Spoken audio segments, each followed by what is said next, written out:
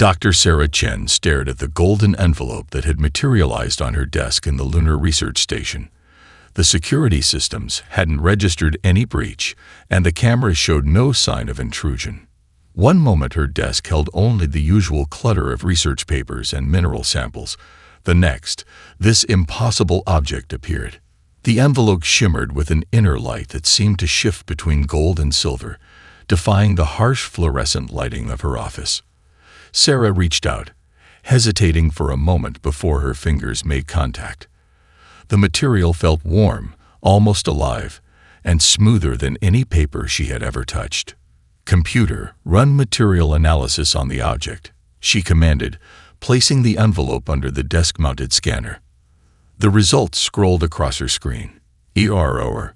Material composition unknown. Structure appears to be in quantum flux.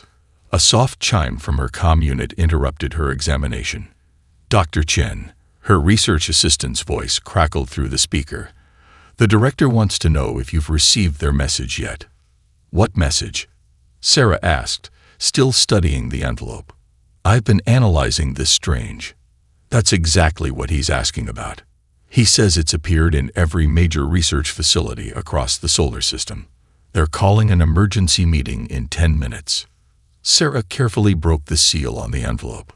The material parted without a sound, revealing a letter written in shifting text that somehow translated itself as she read. To Dr. Sarah Chen, primary researcher of Xenorchaeology, Earth Division. Your presence is requested at the Assembly of Galactic Elders on Nexus Prime. Your recent discoveries in the Martian subsurface chambers have drawn the attention of the Council. Transport will be provided at your convenience. Time is of the essence. Regards, Elder Xanthrix, Speaker for the Assembly. Sarah read the message 3 times, her mind racing. The Martian chambers had been her life's work. Crystalline structures buried 2 kilometers beneath the surface, predating known human civilization by millions of years. Her team had barely begun to scratch the surface of their purpose, but the energy readings they emitted matched no known power source in human science. The emergency meeting convened via holographic projection, bringing together the heads of every major research institution in the solar system. Each one held an identical golden envelope. "This has to be first contact," Director Raman announced, his hologram flickering slightly. "The timing can't be coincidental. Dr. Chen's team activates the Martian crystals, and within a week, we receive these invitations. If they are invitations," Dr. Yuki Tanaka interjected from the Ganymede facility, "they could be threats disguised as diplomacy." Sarah studied the faces of her colleagues, noting the mix of fear and excitement. The technology level required to simultaneously materialize these messages across the solar system. They could have harmed us already if that was their intention. A new hologram appeared in the center of their gathering. A 3-dimensional star chart marking a path from Earth to a location 500 light-years distant. "Transport will be provided." Sarah read from her invitation again. "They're not asking us to build our way there. They're offering to take us." The discussion continued for hours, but the conclusion was inevitable. Humanity had dreamed of this moment since they first looked up at the stars. The only real question was who would go. In the end, they chose Sarah. Her work with the Martian crystals made her the obvious candidate, and the invitation had been addressed to her specifically. As she packed her research materials and personal effects, she couldn't shake the feeling that this was more than first contact. The dreams that had plagued her since they activated the crystals felt more vivid now. Visions of ancient starships and battles fought across the gulf between galaxies. Something was waiting for humanity among the stars, and Sarah Chen would be the first to discover what it was. The transport vessel emerged from faster-than-light travel with a gentle ripple that Sarah barely felt. Through the observation window, crystal spires rose like frozen lightning bolts against an amber sky. Nexus Prime, the heart of galactic civilization, spread out before her in geometric patterns that seemed to follow some alien mathematics. "We approached the Council Spire," Dr. Chen announced her escort, a being composed of shifting light patterns that called itself Edger. "The assembly awaits." Sarah straightened her formal uniform, conscious of representing humanity in this historic moment. The vessel glided between buildings that made Earth's tallest skyscrapers look like children's blocks. Fields of energy connected the structures, serving as roads for vehicles that ignored gravity's constraints. "The assembly has questions about your discoveries," Azure said, its light patterns shifting to deeper blues. "Very specific questions." Sarah nodded, remembering the carefully documented artifacts they'd uncovered. The crystalline structures contain energy signatures unlike anything in our database. We've barely begun to understand their purpose. The vessel docked at a platform that sprouted from the council spire's midsection. As Sarah stepped out, she realized the entire structure was alive, microscopic crystalline organisms growing in perfect harmony to form the massive tower. The air itself seemed to hum with ancient power. Two more light beings joined them, escorting Sarah through corridors that adjusted their size and shape as they walked. They arrived at massive doors that appeared to be made from a single piece of translucent material showing scenes from different worlds. "The Assembly of Galactic Elders," Azure announced, its voice resonating with formality. The doors parted silently. Sarah's scientific mind struggled to process the chamber before her. Beings of every conceivable form occupied tiered seats rising into darkness.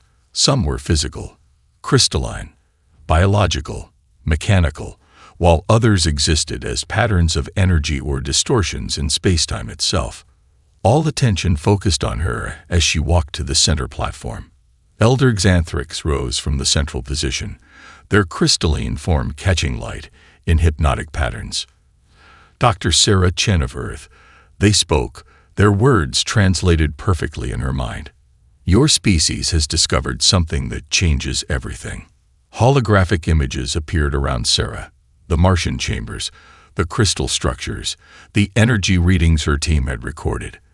"These artifacts," Xanthrix continued, "are not random ruins. They are keys, left by those we call the precursors." "Keys to what?" Sarah asked, her voice steady despite her racing heart.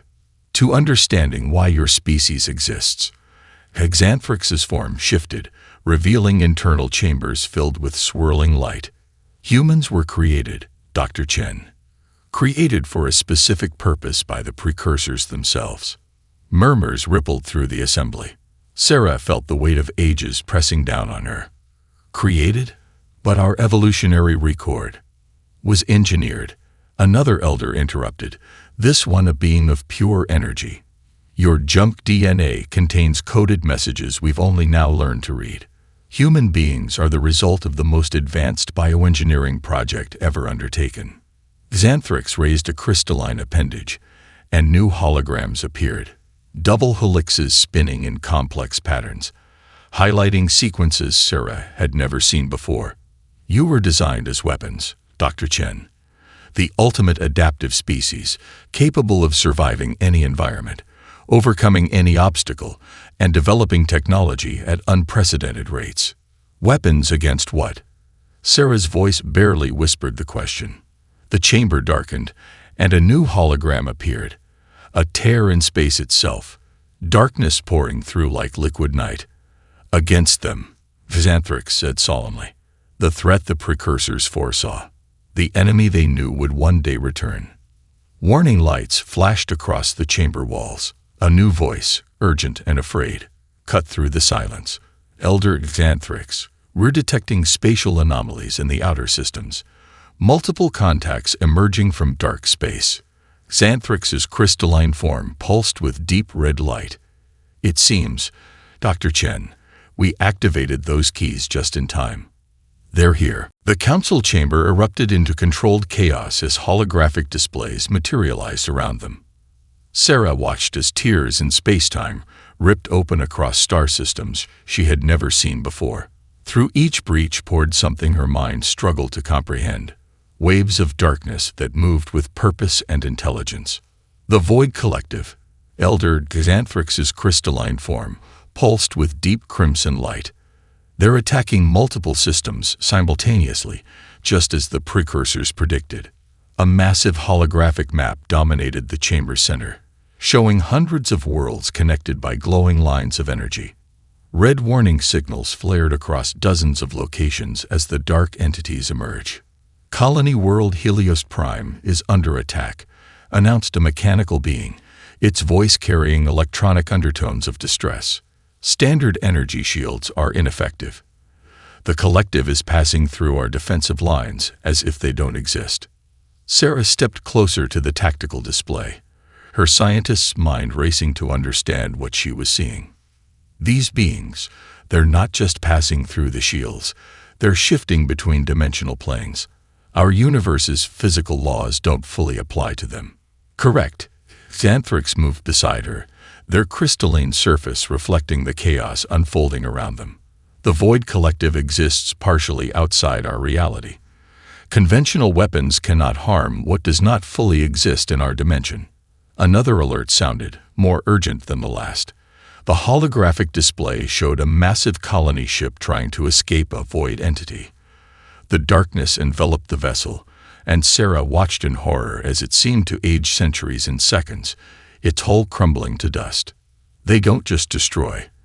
A gaseous elder spoke, its form swirling with agitation. They consume.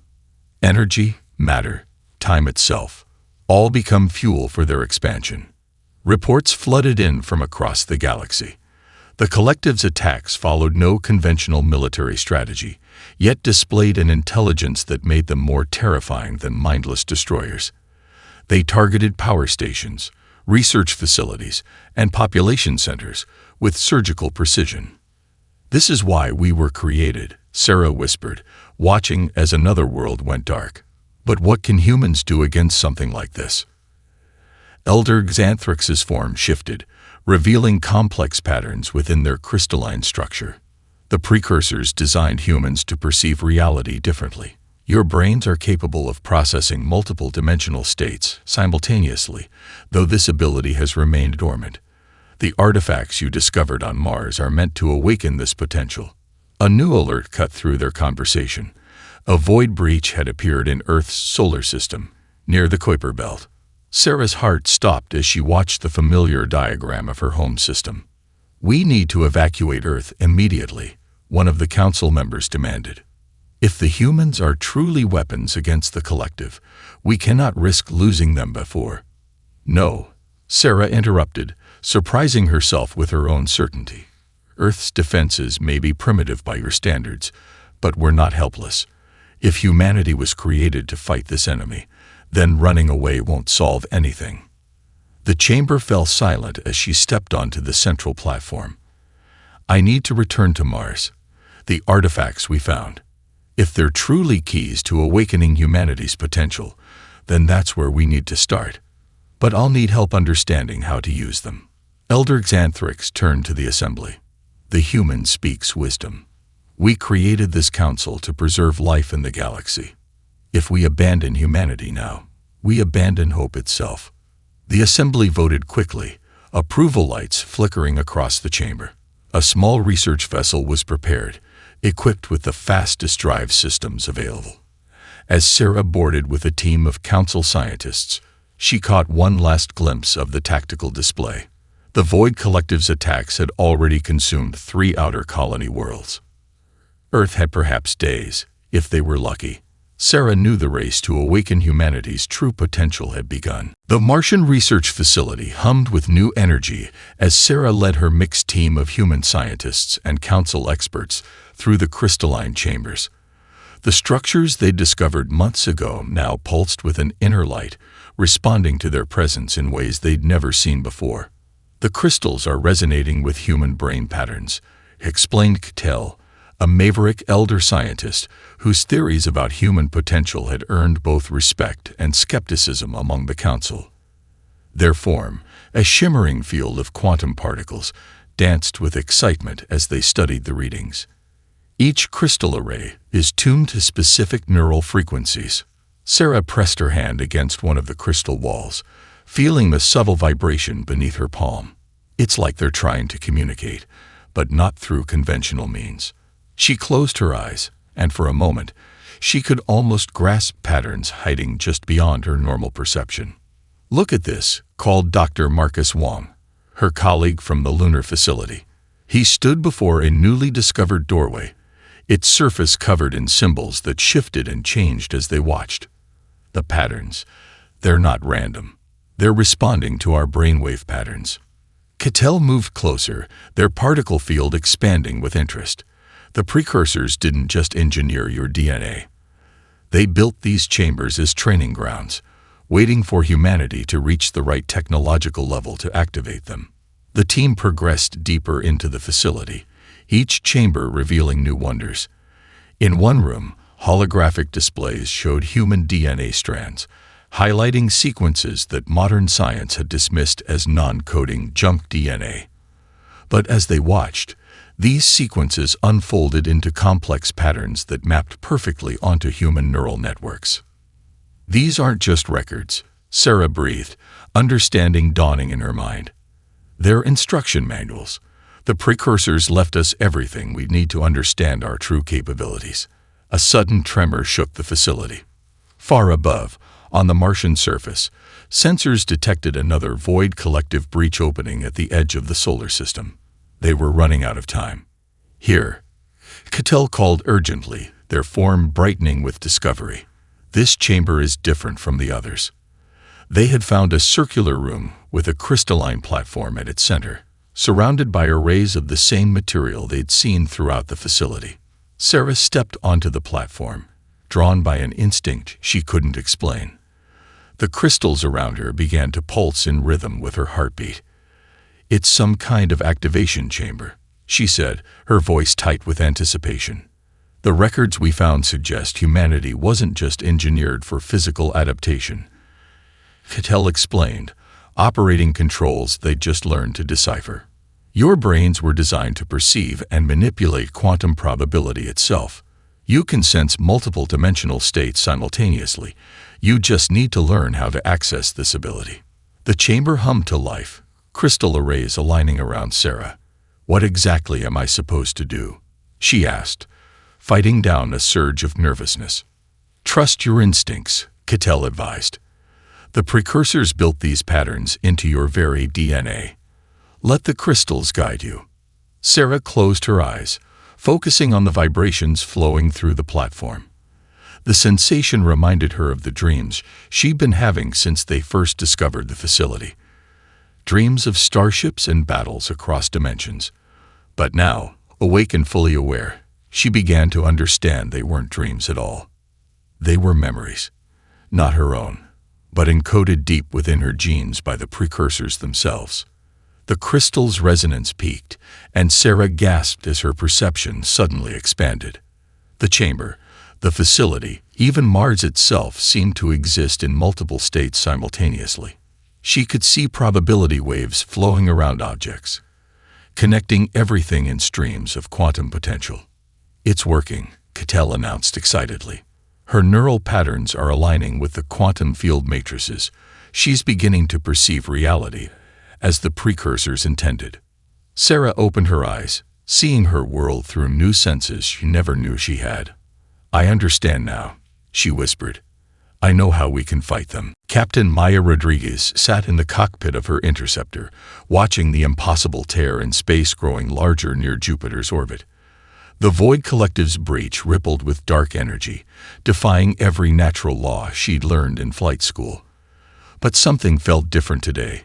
She could almost see patterns in the breach's movements, like a dance she was beginning to understand.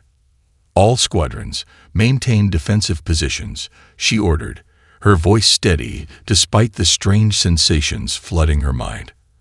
Ever since Dr. Chen's team had activated something in the Martian facility 12 hours ago, pilots across Earth's defense force had reported unusual experiences, enhanced reflexes, impossible predictions, a sense of knowing where the enemy would appear before they arrived.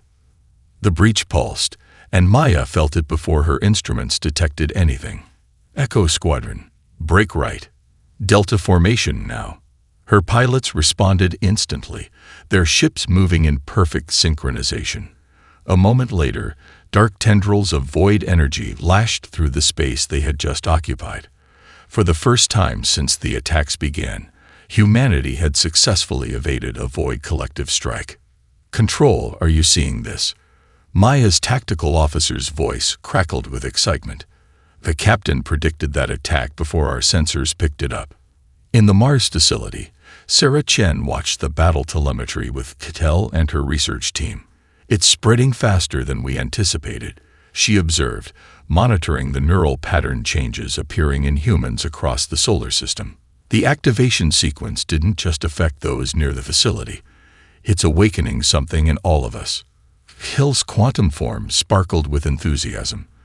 The precursors designed the activation wave to resonate through human DNA sequences. Distance is irrelevant when dealing with quantum-entangled genetics. On screens around them, reports flooded in from across Earth and its colonies. Scientists working with precursor technology suddenly achieved breakthroughs that had eluded them for years. Military strategists began predicting void collective attack patterns with unprecedented accuracy. Even civilians reported heightened awareness and impossible intuitions. Back in the Jupiter defense zone, Maya felt something new stirring in her mind as she watched the void entity's movements. The darkness wasn't random. It followed patterns, like a liquid flowing through invisible channels in space-time. She could see them now, really see them. "All units," she commanded, "switch to quantum targeting protocols. Don't aim where they are. Aim where the probability streams converge. Fire on my mark." Her squadron acknowledged, trusting their captain's impossible instructions. Maya watched the probability streams flow, feeling the rhythm of reality itself pulse around her ship. Mark. 12 energy beams lanced out, striking seemingly empty points in space. The void entity screamed in frequencies that shouldn't exist as its form was caught in a crossfire that intersected multiple dimensional states simultaneously. For the first time since the invasion began, humanity had scored a direct hit on their enemy. "Control. Transmit targeting data to all Earth defense forces," Maya ordered, allowing herself a small smile. The void collective bleeds. In the Martian facility, Sarah watched the battle data with growing hope. Their defensive advantage is breaking down. Once humans can perceive multiple dimensional states, the void collective loses their ability to hide between realities. The precursors designed humans to be the perfect counter to their strategy, Kittel agreed. But this is just the beginning. Your species' potential goes far beyond combat applications. As if to prove their point, new reports arrived from research stations across the solar system. Scientists were beginning to comprehend precursor technology at an intuitive level. The quantum nature of reality itself was becoming visible to human perception, opening doors to technological advancement that should have taken centuries to achieve. The Void Collective responded to their first defeat with a surge of attacks, but something had changed. In the space around Jupiter, Maya Rodriguez led her squadron in an impossible dance between dimensions, proving that humanity was no longer fighting blind. The weapons the precursors had created were finally awakening. The training chamber in the Martian facility had been modified to accommodate dozens of newly awakened humans. Sarah watched as a young physicist, Dr. Aisha Patel, struggled to control her expanded perception of quantum states. The woman's hands trembled as she tried to focus on a simple probability manipulation exercise. "It's too much," Aisha gasped, her eyes tracking movement across multiple dimensional planes simultaneously. "I can see everything. Past probability streams, future convergence points. How do we process it all?" Kittel's quantum form shifted to a calming blue pattern. "Your mind was designed for this capability, but like any muscle, it requires training. Focus on one probability stream at a time." Sarah approached Aisha, remembering her own overwhelming first experiences. "Try to think of it like learning to walk. You don't consciously think about every muscle movement anymore, but you did when you were first learning." Across the solar system, similar scenes played out as humanity grappled with their awakening abilities. Some adapted quickly, their minds embracing the expanded awareness with natural grace. Others struggled, overwhelmed by the sudden ability to perceive multiple dimensions of reality simultaneously. "We've lost contact with Research Station Delta," announced Commander Chen. Sarah's brother, from his position at the Earth Defense Command. The entire research team went into neural shock when they attempted to interface with precursor technology. Medical teams are en route. Sarah exchanged worried looks with telephone. We need to establish proper training protocols immediately. People are pushing themselves too hard, too fast. The Void Collective isn't giving us much choice. Cattell responded, their form rippling with concern. They've already consumed 3 outer colony worlds.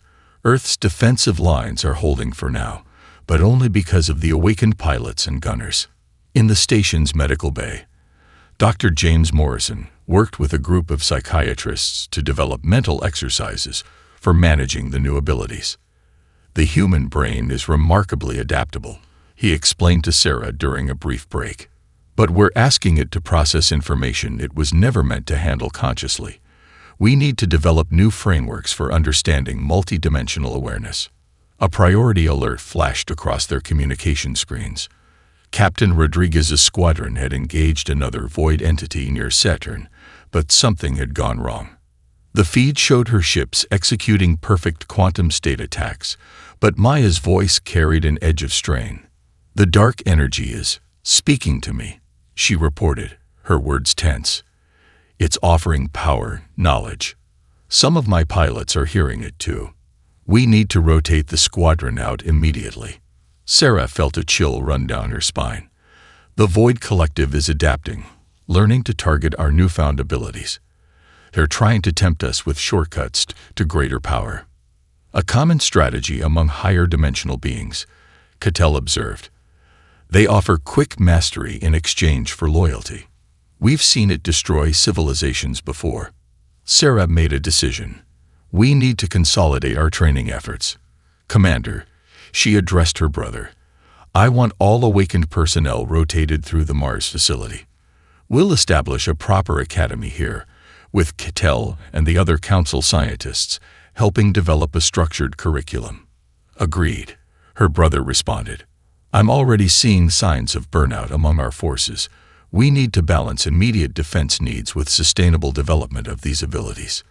In the training chamber, Aisha finally managed to complete her first successful probability manipulation, her hand steady as she traced the paths of quantum potential through space. Her smile of achievement quickly faded as alarms blared through the facility. Multiple breaches detected. The facility's AI announced. The Void Collective is mounting a major offensive against the inner solar system. All combat-ready personnel to battle stations. Sarah watched as her students moved quickly to their positions, their movements more confident now but still carrying the weight of uncertainty. They had made progress, but the question remained. Could they master their new abilities fast enough to save humanity from extinction? The weapons were awakening, but even weapons could break if pushed too far, too fast. The combined fleet of human and council vessels held position near Mars orbit, their formations arranged in patterns that transcended normal space.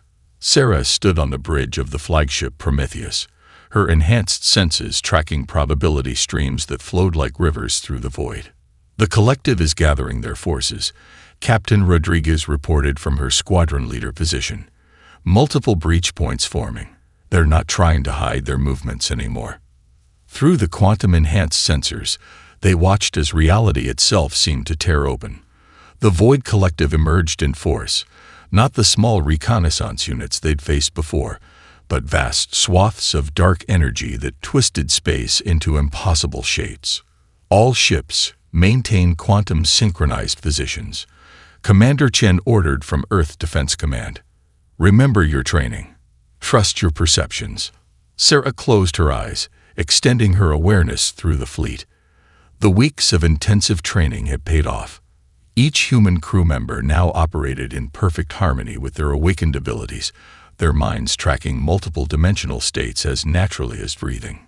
They're trying to communicate, Aisha reported from her station, her voice steady despite the strain of monitoring quantum fluctuations. The same offer as before: power, knowledge, transcendence. Show them our answer, Sarah commanded. The human fleet moved as one, their ships tracing patterns through spacetime that the Council's finest mathematicians had helped calculate.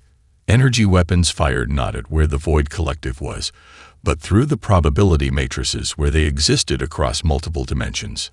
The dark entities recoiled, their form rippling with what Sarah sensed as surprise.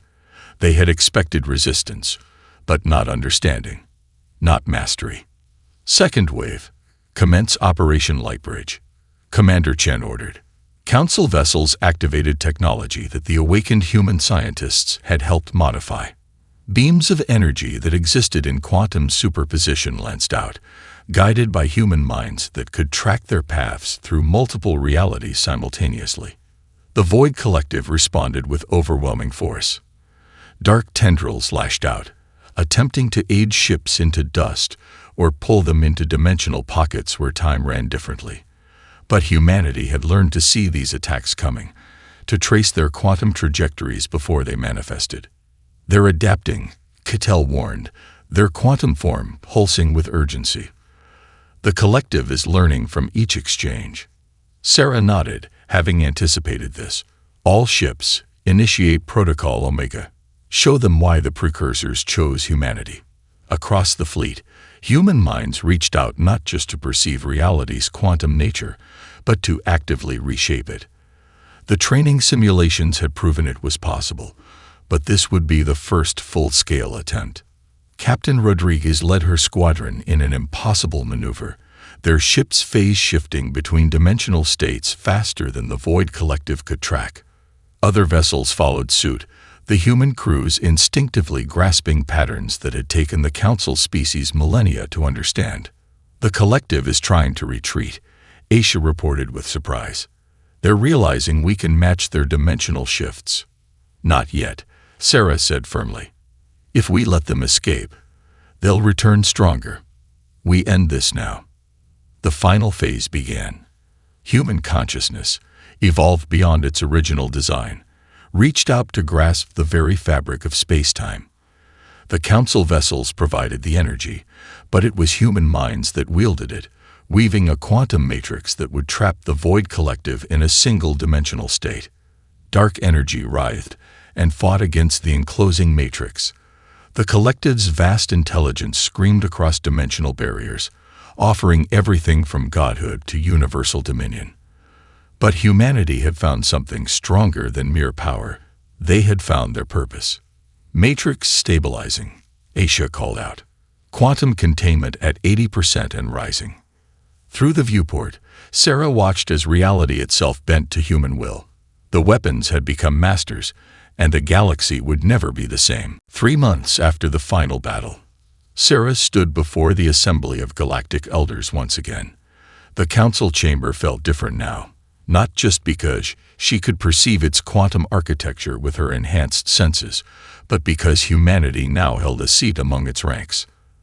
The containment matrix remained stable, she reported, gesturing to the holographic display showing the imprisoned Void Collective. Our scientists believe we can eventually convert their dark energy into something beneficial to the galaxy.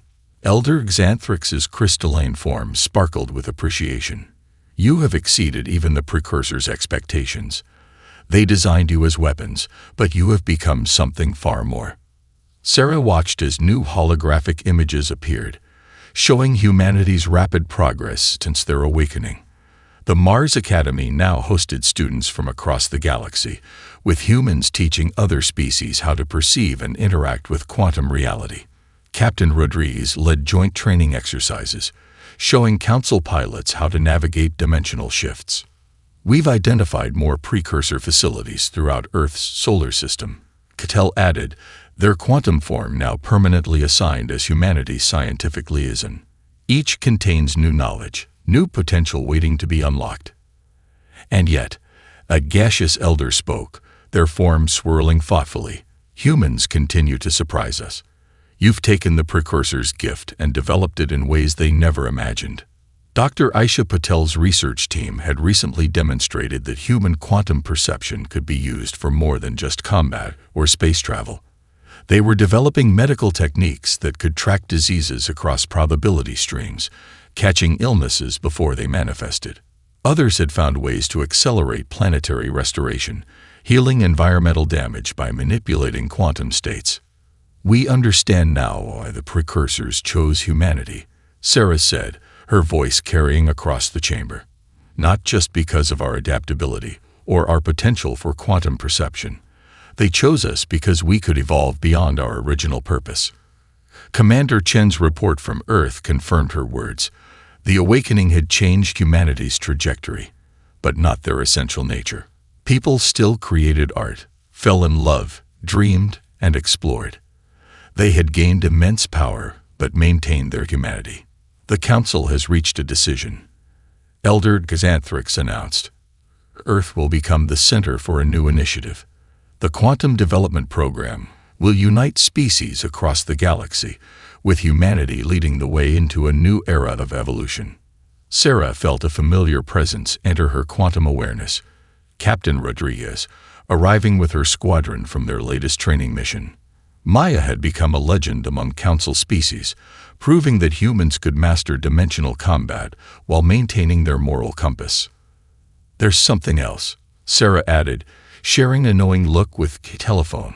"We've detected quantum signatures similar to the Void Collective at the galaxy's edge. Not hostile, but watching. The precursors may have created us to face more than one challenge." The council chamber hummed with excited energy as the implications became clear. Humanity hadn't just been created as weapons for a single war. They were meant to be guardians of reality itself, prepared for threats the precursors had foreseen in the distant future. "Then we will face those challenges together," Elder Xanthrix declared. "Not as creators and weapons, but as equals." Sarah smiled, remembering the golden envelope that had started this journey. The Martian artifacts, the quantum awakening, the battle with the Void Collective, all of it had led to this moment. Humanity had proven themselves to be more than weapons. They had become pioneers of a new age. Outside the council chamber, Earth ships prepared for their first official missions as members of the galactic community. Their crews carried the legacy of the precursors, but their destiny was their own to shape. The weapons had become creators, guardians, and teachers. The next chapter of galactic history was about to begin.